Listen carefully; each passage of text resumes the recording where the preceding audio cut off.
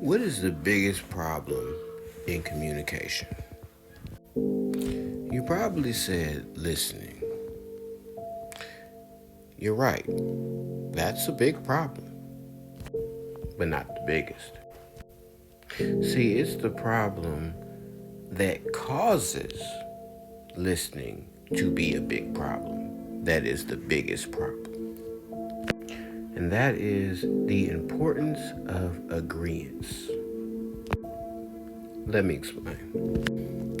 Because many of us go into a conversation looking and seeking for that person to agree with us. The problem with that is that when the person disagrees with you, you immediately start listening for a comeback of why they should agree with you instead of listening to why they actually disagree with you. And the next problem is this is what gets your emotions attached to it. It's because you are seeking agreement. When you do not get that, this is what now causes you to get frustrated.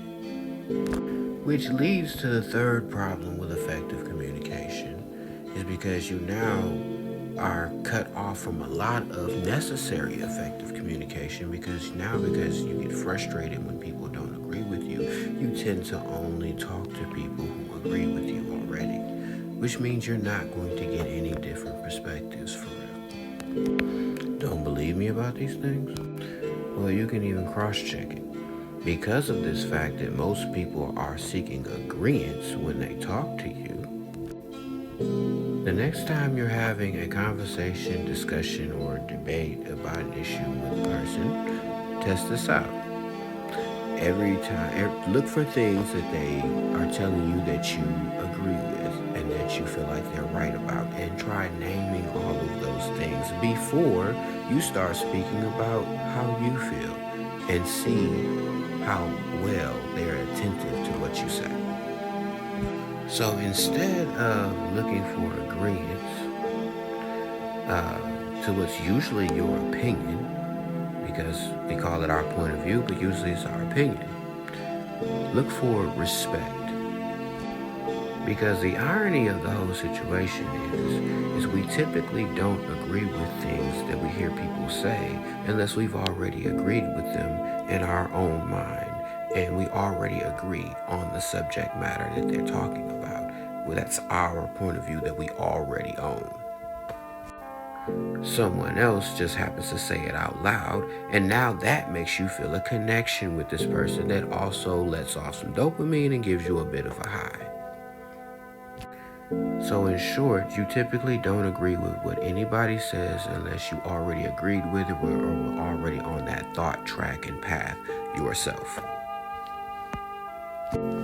But any foreign concept that you haven't really heard or not that familiar with, that somebody is presenting to you and it kind of sounds anyway a bit left field, it may be completely true, but you are going to reject it at first meeting, first glance, first sight, first encounter.